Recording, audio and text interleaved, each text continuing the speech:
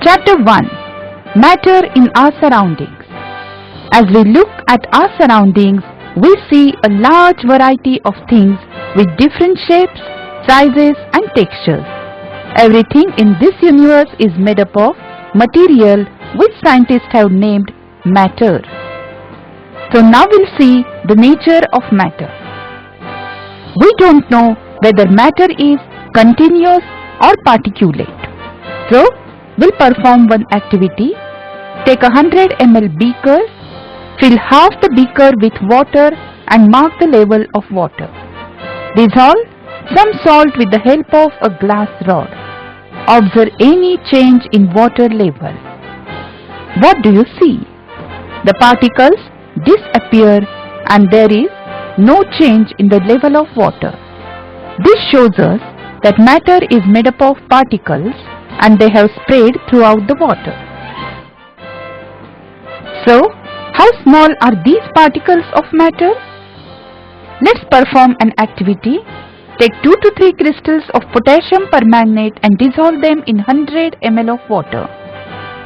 Take out approximately 10 ml of this solution and put it into 90 ml of clear water. Take out 10 ml of this solution and put it into another 90 ml of clean water. Keep diluting the solution. After 5 times dilution, the water is still colored. This shows that there must be millions of tiny particles in just one crystal of potassium permanganate which keep on dividing themselves into smaller and smaller particles. That means the particles of matter are very, very small. They are so small that they are beyond our imagination. Now we'll see the characteristics of particles of matter. The first one, the particles of matter have space between them. Drop a crystal of copper sulfate into a glass of hot water and another containing cold water. Do not stir the solution and allow the crystals to settle at the bottom. A beautiful blue colored solution is seen and we can conclude that the particles of matter are continuously moving. That is, they possess the kinetic energy.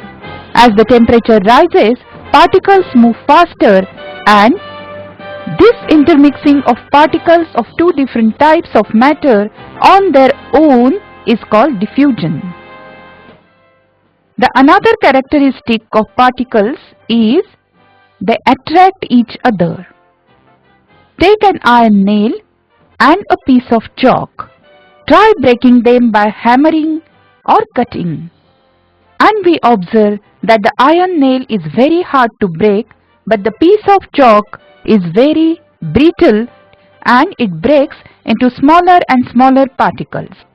This shows that the particles of matter have force acting between them and this force keeps the particles together. The strength of this force of attraction varies from one kind of matter to another.